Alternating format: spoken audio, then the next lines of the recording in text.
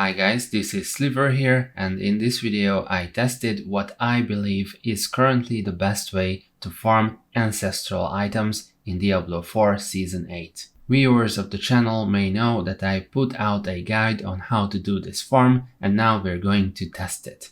According to my rules, we're going to do the farm for 2 hours, and we're going to get as many ancestral items as possible. We try to focus on ancestral legendaries instead of ancestral uniques because the best way to get ancestral uniques is Belial.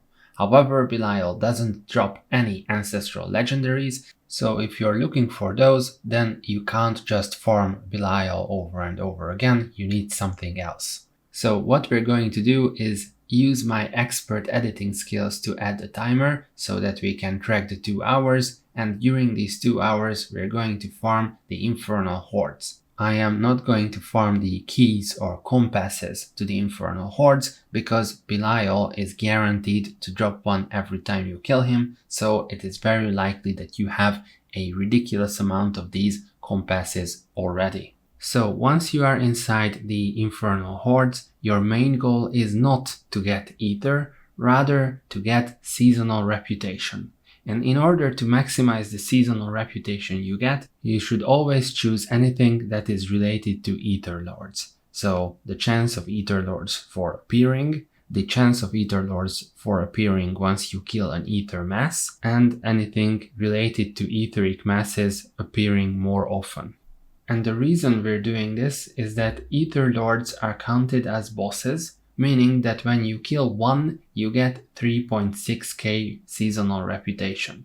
So if you get offered the right choices about ether lords, you can get up to 2 levels of seasonal reputation per infernal hordes, which is ridiculous. And of course, every 70,000 reputation or so, you get a cache at the reputation board that is guaranteed to contain multiple ancestral items. So this is the method that we used for this farm. This is what we did for 2 hours. Of course, I suggest finishing each of the infernal hordes that you do because you have extra chances of getting ancestral items from the bosses themselves and from the chest at the end.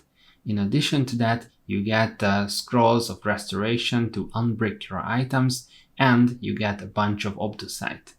And in addition to that, you also get extra reputation, seasonal reputation, for killing the bosses. And now we're going to take a look at what we have farmed so far. If you look at the timer, it is almost half an hour after we started the farm. We managed to do 2 infernal hordes in that time, and let's see the results. So in this 30 minutes, with the help of our reputation gains, we managed to get 4 of these caches. Each of the caches will contain at least 2 ancestral items. As you can see, we already got a focus and a mace with greater affixes. Now, one of the items will always be a unique, and at this point we're not really looking for uniques. If we were, then we would farm Belial, but it is a nice bonus.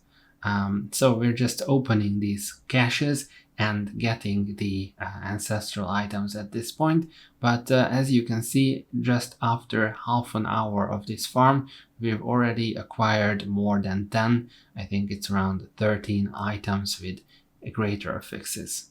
And now with some editing, we are almost 1 hour into the farm, so it's been 1 hour since we started. We managed to complete 2 more infernal hordes since the last time, and we managed to get 3 of these caches. An important thing about these caches is that they are bugged since the implementation of the new patch, so that only the legendary weapons can be ancestral inside these caches. If it's a legendary armor or jewelry, then it cannot be ancestral. Only the legendary weapons can be ancestral. So you can get ancestral legendary weapons, but not ancestral legendary armor or jewelry. So at this point, we've got more than 20 items with greater affixes so far, and we're only halfway into the farm.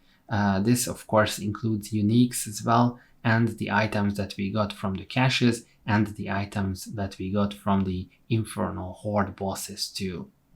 Now we have jumped to 1.5 hours, so only half an hour remains from our farm, and it seems like with these 3 caches we filled up our inventory only with ancestral items. So in this 90 minutes we managed to get more than 33 of ancestral items, which I believe is very good. Nevertheless, we're going to continue the farm and separate the ancestral legendaries from the ancestral unique items. We also seem to have gotten multiple items, both legendary and unique, with multiple greater affixes. I would say that those are quite rare, and it seems that this farm consistently yields item with multiple greater affixes. So this is another reason why I think that this is the best farm for ancestrals. And with another leap forward in time, we are nearing the end of the farm. We are at the 1 hour and 54 minute mark, and we have just killed the bosses of Infernal Horde run number 8. I think this is a great farm, not just because of the legendaries, but also because of the Obducite. Obducite is very much needed in the late game to upgrade items, so it's a great byproduct of this farm.